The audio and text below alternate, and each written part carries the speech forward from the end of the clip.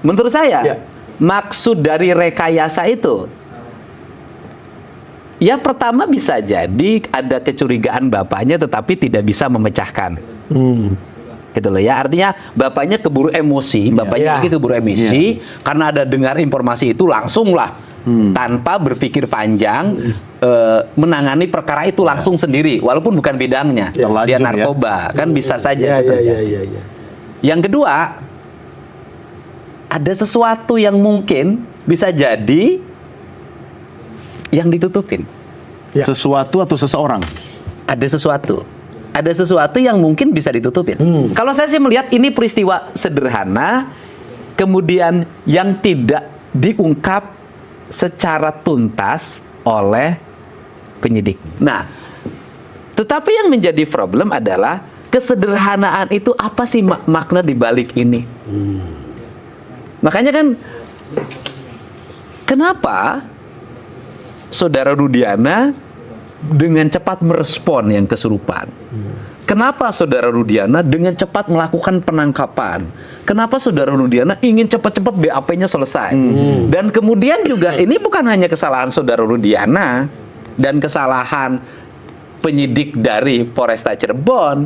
Kenapa juga jaksanya cepat P21? Itu bisa dijawab sama polisi Rudiana sendiri. Ya, kenapa juga hakimnya vonisnya juga aneh. Loh, dalam sebuah peristiwa pembunuhan yang dilakukan oleh banyak orang, kan tidak semuanya membunuh. Pasti perannya hanya ada ada yang memukul, ya kan? Hanya ada bagian membawa batu. Kan baru ada sebuah peristiwa hukum di mana semuanya dikasih vonisnya sama. Penjara seumur hidup. Artinya bahwa dalam pandangan saya diduga antara penyidik, jaksa, dan hakim adalah satu rangkaian peristiwa. Ceritanya di ujungnya adalah mungkin simplifikasi menyederhanakan problem. Iya. Atau mungkin sudah jadi skenarionya, lalu dicari pemain-pemainnya. Bisa jadi. Iya kan? Karena kalau begini, kalau ada keterangan dari tukang warung yang jualan nasi, nah, ini kan peristiwa kejanggalan menurut, ya kan, tukang warung jualan nasi itu. Peristiwa kejanggalannya adalah bahwa satu, Aep yang saksi itu memiliki kedekatan dengan salah satu anggota Sat Narkoba yang ikut menangkap. Ya kan, kalau nyuci motor, motornya dianterin, nanti yang anggota ini bawa motor Aep ke rumahnya, nanti Aep nganterin motor diambil lagi. Artinya punya kedekatan emosi. Terus kemudian yang kedua adalah bahwa anaknya Pak RT Pasren bernama Abdul Kahfi itu kan bersama. Pada waktu penangkapan itu ada, tetapi tidak ditangkap dan tidak diperiksa. Sakatatan yang anak-anak diperiksa.